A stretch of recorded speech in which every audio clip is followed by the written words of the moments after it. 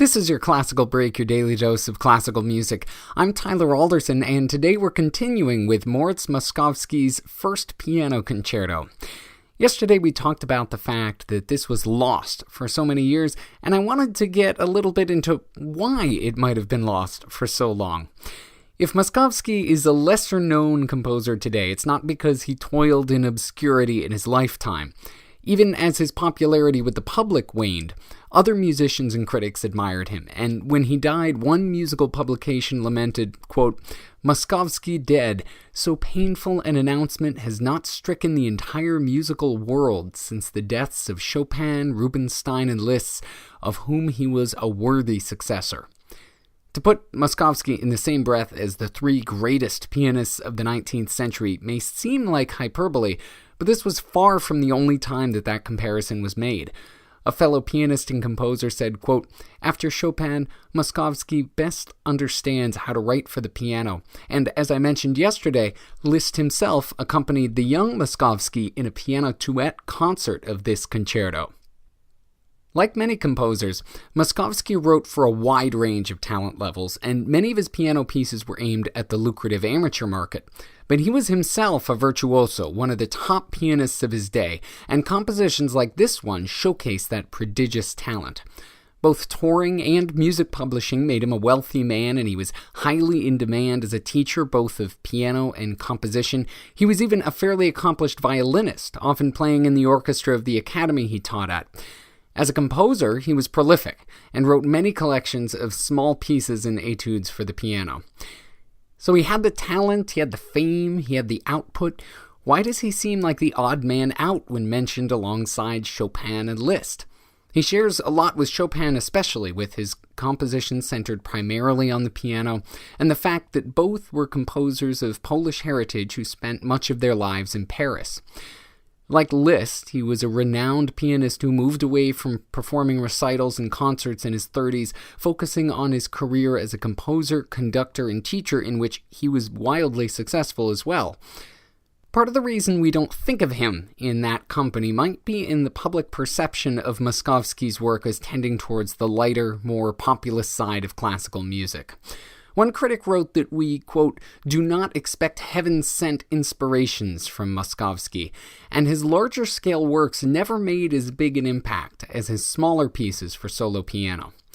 Classical music has always favored the big, serious composers over the lighter fare, and there are plenty of examples of wildly popular composers whose fame didn't quite carry over once trends changed. And that's where I think we get to the heart of the matter. Liszt and Chopin especially wrote plenty of lighter music, but they were also both revolutionaries. Their music is at the heart of the Romantic piano repertoire because they were at the forefront of Romanticism, casting aside the old ideas of the classical era and reshaping the music in their own ways. Moszkowski, for all his talent and reputation, was somewhat old-fashioned. He was writing in a Romantic style when guys like Debussy, Ravel, and Stravinsky were pushing music in new directions. Moszkowski himself even complained that all his composition students wanted to follow the, quote, "artistic madmen," rather than his more old-fashioned ways. But now, over 100 years later, it's worth revisiting his legacy, because let's face it, all of it is old-fashioned at this point. And there's a lot to like about Moszkowski's music. The two middle movements of this piece have all the drama, contrasts, and tunes you'd expect from a Romantic piano concerto. He may not have been revolutionary, but his music is pretty darn good. Here's Lyudmila Angelov and the Rzeszów Philharmonic with the second and third movements of Moszkowski's first piano concerto.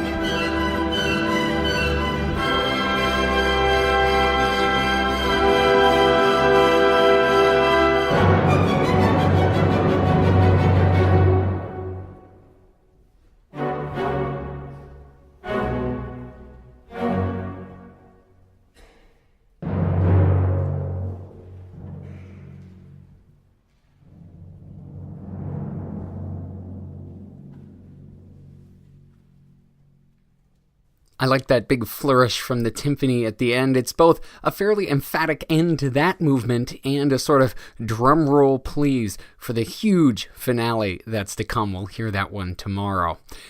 Thanks to Ludmil Angelov and the Zhizhov Philharmonic for putting that up on imslp.org. And thank you for listening. If you have the chance, please rate and review this podcast wherever it is that you're getting it. I'm Tyler Alderson, and tomorrow for your classical break, that's right, we're going to be finishing up with Moszkowski's first piano concerto, the thrilling conclusion. I'll see you then.